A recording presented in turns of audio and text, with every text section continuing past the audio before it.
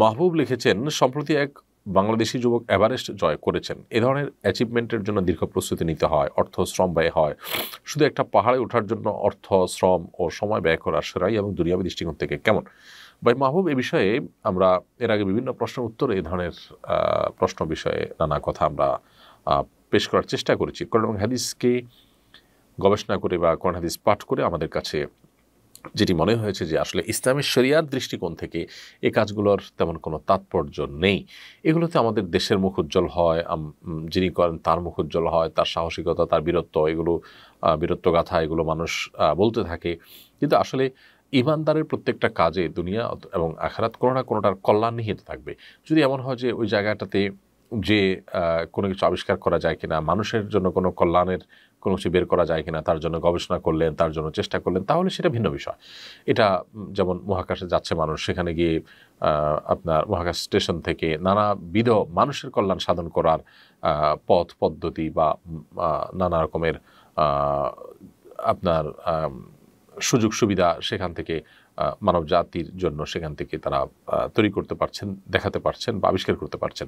কিন্তু এভারেস্টের চূড়ায় ওঠার মধ্যে মানুষের কোনো কল্যাণ নিহিত নেই। যিনি উঠছেন তিনি তার বাহাদুরি ছাড়া, যে দেশের নাগরিক করছেন সে দেশের মুখ উজ্জ্বল হওয়া ছাড়া আর কিছু নয়। এটার জন্য শ্রম, অর্থ এগুলো সব ব্যয় করা এবং এত বেশি এনার্জি সেখানে দেওয়া, এ ধরনের কাজের পেছনে ইসলাম শরিয়ার দৃষ্টিকোণ থেকে, বিশেষ করে যে লোকটা আখিরাতে বিশ্বাস করেন, যিনি আল্লাহর কাছে যেতে হবে যে বিশ্বাস করেন, যার কাছে দুনিয়াটা নিছকই একটা দুনিয়া, এটা এর বেশি কিছু নয়, তার কাছে আসলে এগুলো কখনো গুরুত্বপূর্ণ বিষয় নয়। হ্যাঁ, আখিরাতের প্রতি বিশ্বাস না থাকলে, দুনিয়াটাই তার সব কিছু হলে, তখন তার কাছে এটা অনেক বড় ব্যাপার হতে পারে। আমি জানি যে এই ধরনের বিষয়গুলোকে আমরা অনেকে হয়তো হজম করতে পারবো না। এই ধরনের বিষয়গুলোকে আমাদের কাছে মনে হবে যে একেবারে সেকেলে আমাদেরকে শয়তান আখিরাতকে এতটা ভুলিয়ে রাখছে যে আখিরাতের ব্যাপারগুলো আমাদের কাছে এখন একেবারে গৌণ হয়ে যাচ্ছে। আখিরাতের বিষয়গুলো আমাদের কাছে বরং মনে হচ্ছে যে এগুলো শুধু কথার কথা।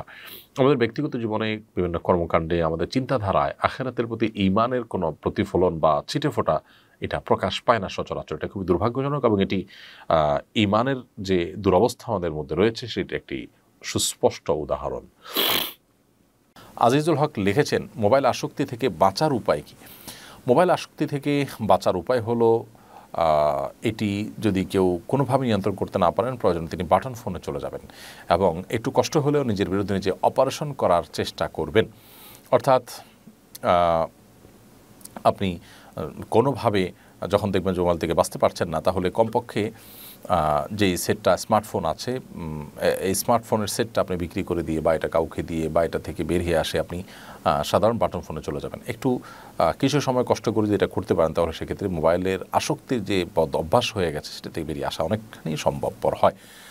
আবার কোনো অ্যাপস আছে যে অ্যাপসগুলোর মাধ্যমে নির্দিষ্ট সময় সোশ্যাল মিডিয়াতে ব্রাউজ করার পর সেটা বন্ধ হয়ে যাবে, এরপরে বিভিন্নভাবে সেটা খুলতে অনেক কষ্ট করতে হবে, বেগ পেতে হবে।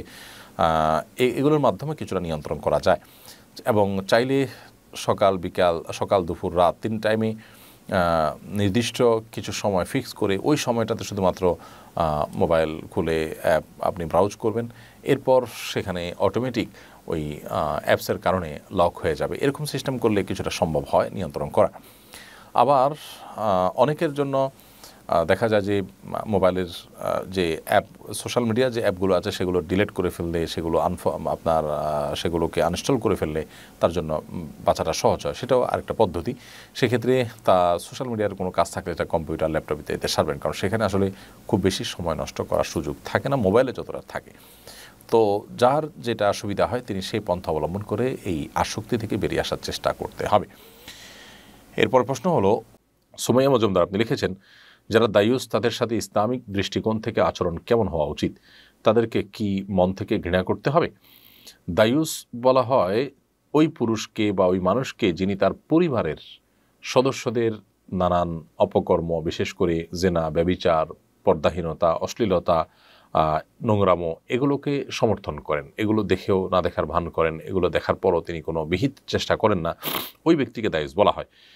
তো দায়ুস ব্যক্তি জান্নাতে প্রবেশ করবে না এবং এটা অপরাধ রীতিমতো।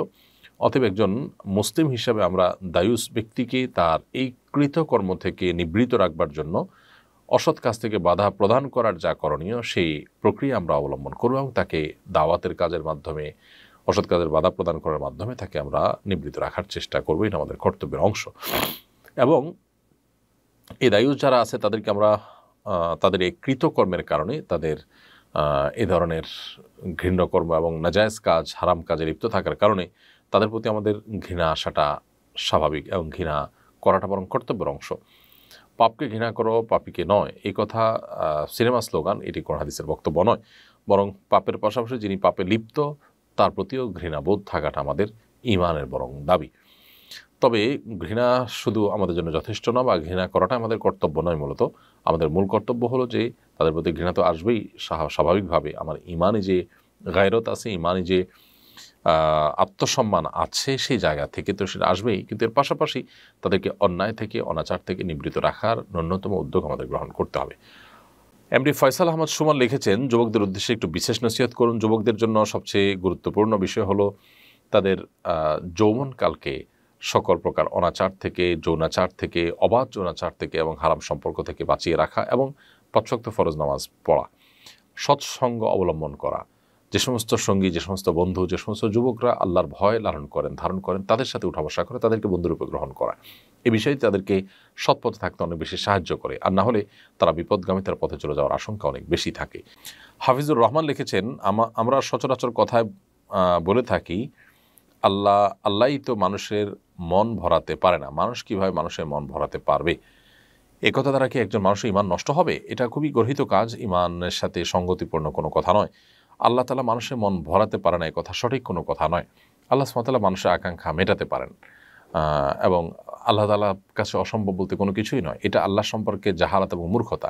যদি কেউ জেনে শুনে আল্লাহ সম্পর্কে এ ধরনের মন্দ ধারণা রাখে, আল্লাহ সম্পর্কে ইচ্ছাকৃত জেনে শুনে ঠান্ডা মাথায় এরকম মন্দ কথা বলে, তাহলে সেটা অবশ্যই ঈমান নষ্ট হওয়ার কারণ হবে এবং তিনি ইসলাম থেকে খারিজ হবেন। আর যদি বিষয়টা অজ্ঞতা সুলভ হয়, আল্লাহ শানে এটা যায় না বা এটার অর্থটা কি তিনি অতটা খেয়ালও করেননি, এরকম যদি হয় তাহলে তারপরও ঈমান নষ্ট না হলেও এর মাধ্যমে তিনি জঘন্য অপরাধে লিপ্ত হয়েছেন এবং তার তওবা করা উচিত। আল্লাহ সুবহানাহু ওয়া তাআলা পারেন এমন কোনো কিছুই নেই।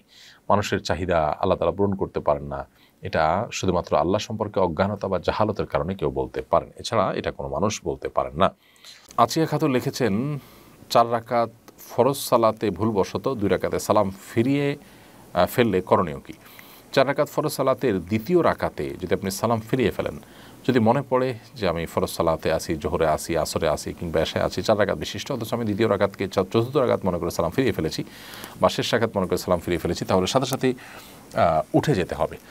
সালাম ফিরিয়ে ফেলেছেন, তৎক্ষণাৎ মনে পড়েছে, আপনি উঠে যাবেন, উঠে আর 2 রাকাত সালাত আদায় করে তারপরেই আপনি সেজদায় তারপরে শেষে সেজদা সাহু দিবেন।